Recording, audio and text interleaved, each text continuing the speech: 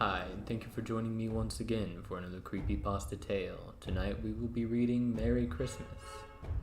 I haven't read this one again as always, and I'm definitely keeping up with the Christmas theme, and I hope you're enjoying it. But anyways, let's go ahead and get to the story.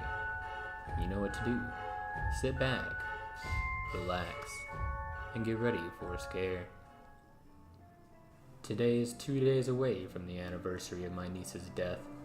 No one knows how she died except her mother, who passed away recently, and me. I do not know who to tell, but I need to tell somebody. No one would believe me anyways.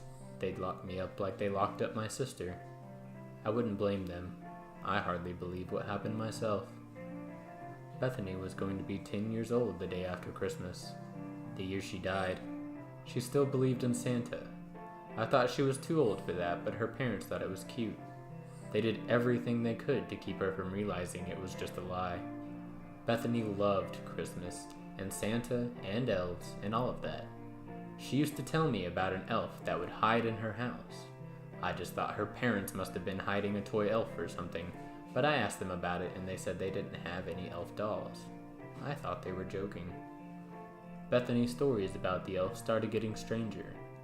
She told me that one night she woke up to find the elf sitting on the dollhouse next to her bed, watching her with its empty glass eyes. After that night, she said the elf turned bad. She said it would move around her room, making strange noises at night, and she told me that if she tried to get out of the bed, the elf would run towards her and bite her and claw her feet and ankles. The elf, she said, had too many teeth, which were long and thin but not pointed. She said its nails were long and sharp like claws. Of course I didn't believe her, but then she showed me the scars and the new bite marks. The bite marks were normal human size, but very deep, and definitely with more teeth marks. That's when I started to worry. I didn't believe in the elf at that point. I thought maybe she was doing it to herself, and I thought she might have been seriously mentally ill. I wish I was right. I told my sister my concerns about her daughter. She was worried too, so she found a psychiatrist for her. I thought that would help Bethany, but as Christmas came near, she seemed to get worse.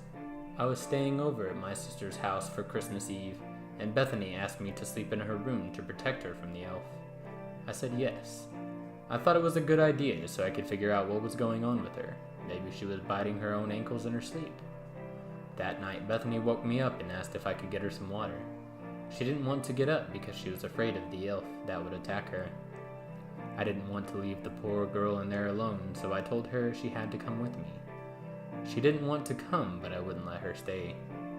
I should have listened. Oh God, maybe she would still be alive if I had just listened. It's my fault she's dead. When we got to the door, I saw it.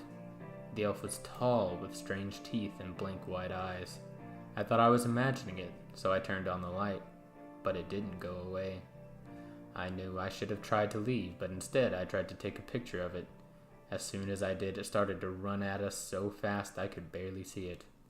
Everything happened so fast. Bethany, who had been standing so still, pushed me out of the room so hard that I fell to the floor. The door slammed shut. All I could hear was a voice screeching so loudly. I could hardly hear Bethany's screams. It sounded like the voice was saying Merry Christmas, but it wasn't pronounced right. It sounded kind of like Merry Christmas. Anyway, I was trying to get back to the room, but the door was locked. I tried to kick it down, but I wasn't strong enough. I ran into the kitchen to find something to break the door as I called the police. They thought it was a joke. I don't understand how they didn't hear the screaming. How did her parents not wake up? I found a brick and decided that might be good enough to make a hole in the door or something. Suddenly, I heard a ripping sound, and the screams and screeches stopped.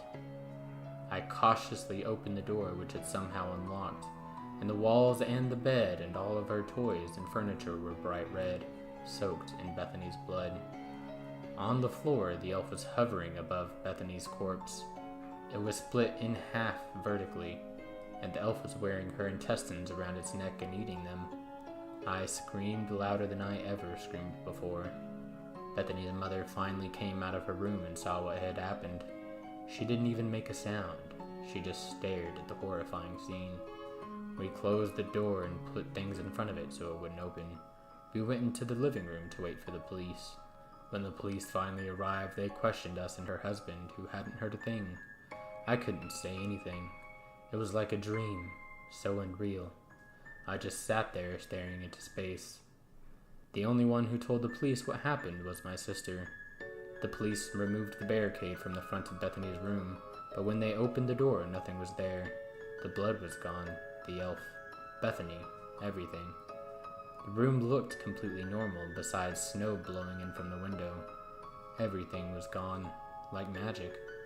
The police started a search party. They thought she ran away. After everyone left, I stood in her room alone and cried. I heard the sound of the bells, and then I heard the elf whispering, "Merry Christmas." I ran out of there. It's been a year now since Bethany's death.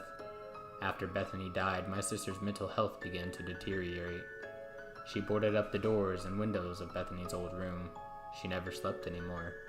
We found her trying to cut open her stomach several times, and we had to have her live in a mental hospital, where she ended up killing herself by making a noose out of her bed sheets. Now I am the only one who knows what happened. Everyone else still thinks she's missing. I don't go near that house anymore, and I can't bring myself to talk to Bethany's father.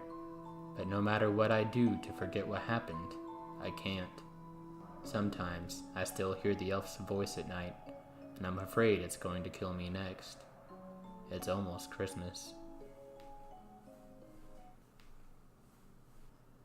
Alright, that was Merry Christmas. I hope y'all enjoyed. Even though it was short, I thought it was a pretty good story. This one was written by Linguni. You can find the original story in the link that I'll leave in the description. But anyways, I hope you enjoyed tonight's tale, and I'll be coming soon with another terrifying story to put you on the edge of your seat. But for now, good night, and goodbye.